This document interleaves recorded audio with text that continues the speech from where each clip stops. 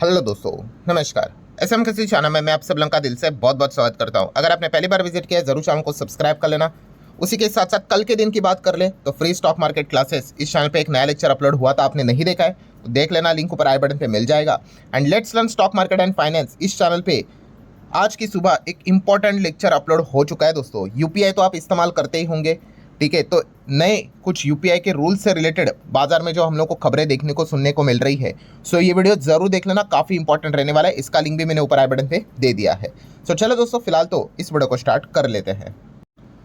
तो ठीक है दोस्तों, अभी हम लोग आ चुके हैं बिल्कुल हमारे नॉर्मल स्क्रीन के ऊपर। एंड जैसे कि हम सभी लोगों को पता ही है, सैटरडे संडे अब तो हम आराम कर ही नहीं सकते। फ्रंट एंड पे तो मार्केट बंद रहता है, बट बैक एंड पे इतनी हलचलें यहाँ पे चल रही है, खास करके ट्रंप आने के बाद। सो हम सभी लोगों को यहाँ पे पता ही है दोस्तों कि पाकिस्तान में अमेरिका और ईरान की मुलाकात मीटिंग हम लोग को देखने को मिल रही है। एंड इस चीज़ के चलते कुछ ना कुछ उस मीटिंग का आउटकम निकल कर आ ही जाएगा। मतलब आइदर मीटिंग सफल रही या फिर असफल रही। सो दोस्तों, फाइनली ब्रेकिंग न्यूज़ हमारे सामने आते हुए देखने को आप मिल चुकी है। अमेरिका एंड ईरान की जो मीटिंग है वो असफल रही है, फेल हो चुकी है दोस्तों। अब काफ़ी लोग कहेंगे अरे सर, कल से अगर देखा गया 5 से 10 बार इस खबर को सुन चुके हैं, बट मैं आप लोगों को बताना चाहूँगा दोस्तों, ये खबर अब ऑफिशियल है। यस दोस्तों, ऑफिशियली इन दोनों की मीटिंग का जो आउटकम है वो आप देख सकते हैं दोस्तों, कुछ भी नहीं निकला है। खुद वॉशिंगटन पोस्ट ने बात यहाँ पे सामने रखी हुई, आप देख सकते हैं। US Iran talk fail to reach resolution, मतलब कोई सॉल्यूशन निकालने के लिए आफ्टर लेंदी निगोशिएशन। लेंदी मतलब लिटरली दोस्तों 21 घंटा बातचीत चली और उसका आउटकम निकला नो डील। कुछ भी आउटकम यहाँ पे नहीं निकला। कल के दिन अगर देखा गया तो काफ़ी डाउट भी क्रिएट होता है, अरे भाई मीटिंग होने वाली है भी कि नहीं, क्योंकि शेड्यूल जो टाइम था उसके 5 घंटे के बाद मीटिंग स्टार्ट हुई थी। बट चलिए, मीटिंग तो स्टार्ट हुई थी। एंड बाद में अभी हम लोग देखे कितना लंबा मीटिंग था, देखिए 21 घंटा।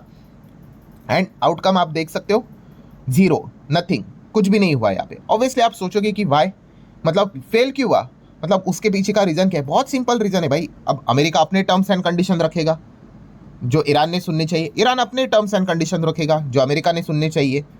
एंड जिस माहौल से दोनों कंट्रियां गुजर रही है, ठीक है, अगर दोनों अगर देखा गया, मतलब कैसा होता है, एक युद्ध जो होता है ना, उसका एक पॉइंट होता है भाई कि यहाँ तक अगर युद्ध रुक गया तो मतलब समझ में आता है कि जितना जल्दी हो सके सीज फायर के लिए मीटिंग बुलाओ और पॉइंट को ख़त्म करो। अगर वो एक महीना अगर क्रॉस कर लेता है, 1-1.5 महीना, फिर उसके बाद आपको लगता है कि एक मीटिंग से सारी चीज़ें नॉर्मल हो जाएगी। अगर इतना अगर होता तो ये नौबत ही नहीं आती इतना लंबा युद्ध खींचने के लिए। सो कॉमन सेंस वाली बात है, दोनों ने एक दूसरे के सामने अपनी अपनी कंडीशंस रखी और कोई भी यहाँ पे पीछे हटा ही नहीं। सो अमेरिका की अगर बात करें तो आपको पता ही है, उनके जो वाइस प्रेसिडेंट है जेडी वेंस, वो गए थे तो उन्होंने बताया कि जितना हो सके हमने तो final and best offer Iran को यहाँ पे दी है निकलने से पहले भी। एंड ईरान की अगर हम लोग बात कर ले तो ईरान के मीडिया ने भी ब्लेम किया है किसको, अमेरिका को, की अनरीजनेबल डिमांड सामने रखी हुई है। मतलब बोलते हैं ना कि ये डिमांड को आप मान ही नहीं सकते। सो वो एक्चुअल में सीज फायर करना चाहते कि नहीं करना चाहते। अगर आप चाहते हो तो मतलब सीज फायर अभी ठीक है 2 हफ्ते के लिए हुआ है, बट पूरी तरीके से सीज फायर करना चाहते हो तो आपके डिमांड भी रीजनेबल होने चाहिए। आप कुछ भी डिमांड सामने रखोगे तो थोड़ी ना सामने वाला सुनने वाला है। सो ईरान के साइड से, उनके मीडिया के साइड से तो भाई यही खबरें आ रही है कि excessive and unreasonable American demand के चलते ये डील फिलहाल तो फेल होते हुए देखने को मिली है। तो ऑब्वियसली ऐसा क्या डिमांड सामने रख दिया है, तो की पॉइंट्स वही मैं आपके सामने यहाँ पे रखना चाहूँगा। तो सबसे पहले आपको पता ही है, न्यूक्लियर वेपन्स, यही से शुरुआत हुआ था। तो अमेरिका ने यही बोल दिया ईरान को कि आप न्यूक्लियर वेपन्स को डेवलप नहीं करोगे। यूरेनियम से रिलेटेड जो चीज़ें चल रही है तो उन्होंने कहा था, मतलब वही सारे पुराने वही बात है। सो ईरान थोड़ी ना एक्सेप्ट करेगा, रिफ्यूज़, बोलते हैं भाई न्यूक्लियर विक्लियर हमें हमारी सेफ्टी के लिए चाहिए। क्योंकि देखो हर किसी को पता ही है कि अगर ईरान ने न्यूक्लियर वेपन डेवलप कर लिया, फिर उसके बाद इजराइल की बात हो, अमेरिका की बात हो, कोई भी देश की बात हो, वो उनके ऊपर इस प्रकार से अटैक नहीं करेंगे। न्यूक्लियर है ना भाई, अगर आपका अस्तित्व ही खत्म होने को आ गया, आप सीधा न्यूक्लियर अटैक स्टार्ट कर सकते हो, तबाही मचा दे सकते हो। सो इसी चीज़ के चलते ईरान ने तो भाई बोल दिया कि भाई ये तो नहीं हो पाएगा, आप कह रहे हो न्यूक्लियर वेपन डेवलप ना करो, इतना लड़ाई लड़ी क्यों है। वो अपनी सुप्रीम लीडर को भी खो चुके हैं यहाँ पे, और उसके बाद ये कंडीशन अगर उन्होंने मान ली तो फिर मतलब बचा ही क्या भाई।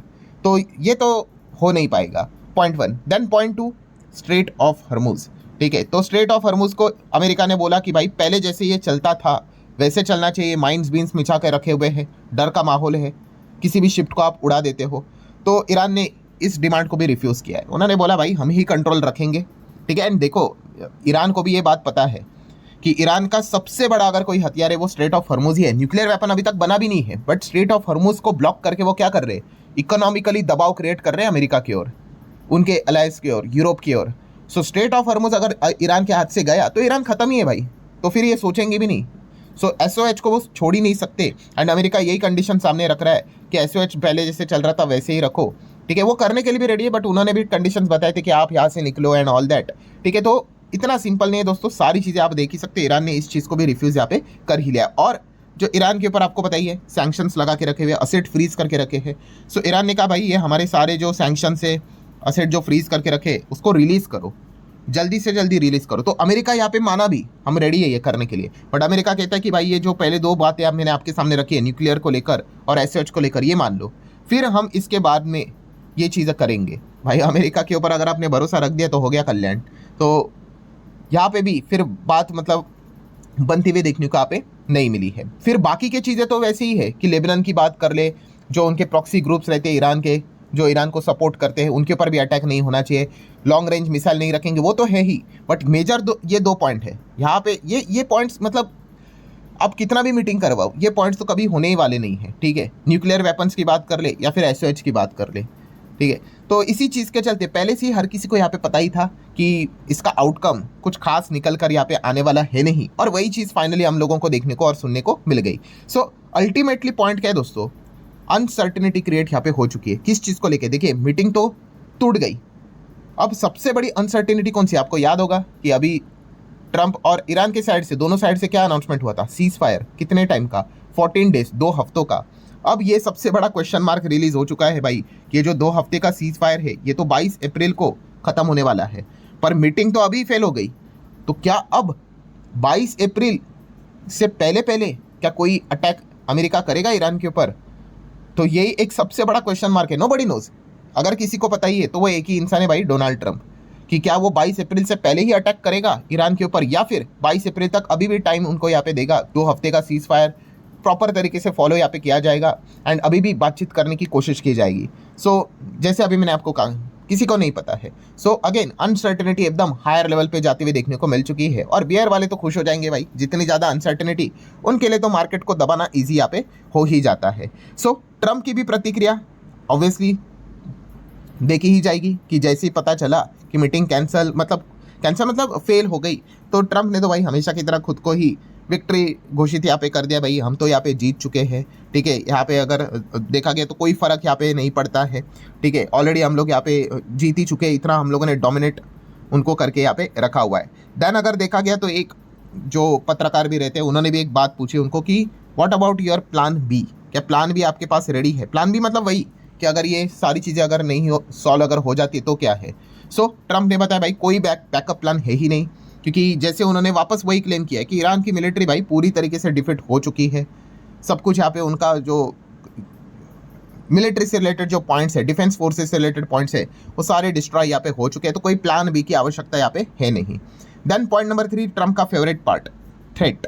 यस, वापस फ्रेश थ्रेट, फ्रेश स्ट्राइक करने का धमकी यहाँ पे ट्रंप ने यहाँ पे दे दी है, जो कि आप यहाँ पे देख सकते हो कि उन्होंने बताया कि हमारे वॉरशिप्स पूरी तरीके से आर्म्स एंड एम्यूनेशन से भरे पड़े हुए हैं, और वो अभी तक तो युद्ध में उतरे भी नहीं हैं, ठीक है। तो पूरी तरीके से हम यहाँ पे इसका इस्तेमाल कर सकते हैं अगर if final agreement was not reach. मतलब क्या है, वो अभी भी यहाँ पे हिंट दे रहे हैं किसको, ईरान को, कि भाई बात को यहाँ पे मान लो। मतलब वही चीज़ें आप देख सकते हो कि उन्होंने बताया कि फाइनल ऑफर अभी भी उनके सामने है, जो JD वैंस ने उनको बता के यहाँ पे रखा हुआ है, ईरान के जो डिप्लोमेट्स थे उनको, कि इसको एक्सेप्ट कर ले, वरना यहाँ पे अल्टीमेटली आउटकम यहाँ पे क्या निकल कर आएगा, यस उनके ऊपर हमें फिर बड़ा अटैक यहाँ पे करना ही पड़ेगा। तो ये साफ साफ धमकी ट्रंप ने अपनी साइड से यहाँ पे दी है, एंड एक और बहुत बड़ी हिंट उन्होंने दी है, अगर ये हुआ ना दोस्तों तो मार्केट बहुत बुरी तरीके से गिरेगा, और क्रूड मतलब 110-120 तक भी जा सकता है। मतलब हिंट ऑफ नेवल ब्लॉकेड, मतलब वही स्ट्रेट ऑफ हॉर्मुज को तो ईरान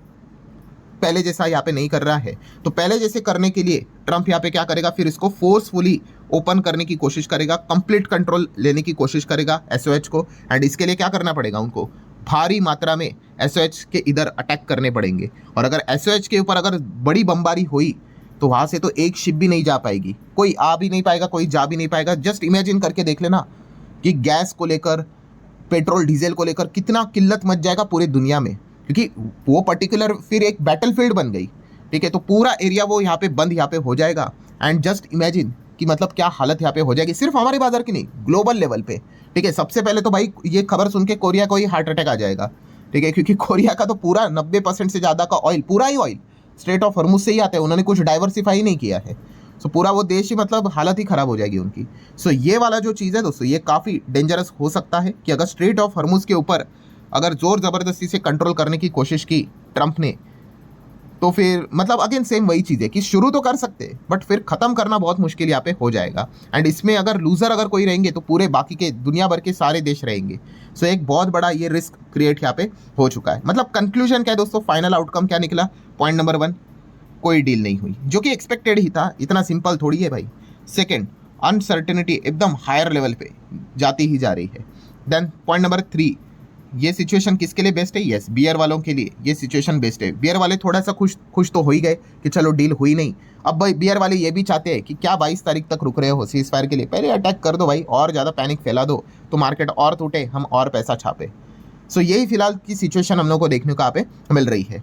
सो अभी तक जितनी भी खबरें आई है वो मैंने आपके सामने यहाँ पे रखी हुई है। अब कल सुबह बाजार यहाँ पे 9:15 बजे स्टार्ट होगा, उसके पहले अभी कोई और अच्छी खबर अगर आई तो ठीक है, वरना अगर देखा गया तो खबरें तो नेगेटिव ही है, जिसका असर बाजार के ऊपर माइनस में ही हम लोग को देखने को यहाँ पे मिल सकता है, ठीक है। अच्छी खबर क्या ही आएगी, बहुत ही उसके चांसेस रेयर ही हम लोग को देखने को मिल रहे हैं। फिर भी मैंने मेरे साइड से आप लोगों के पॉइंट्स बता के रखे हुए हैं। सो आशा करता हूँ दोस्तों वीडियो हेल्पफुल लगा होगा, चाहो तो लाइक एंड शेयर यहाँ पे कर सकते हो। एंड इन दोनों चैनल का विजिट करना, इन पे भी जो वीडियो है उनको भी आप देख सकते हो। तो चलिए दोस्तों, मिलते हैं अब नेक्स्ट वीडियो में, तब तक के लिए बाय बाय।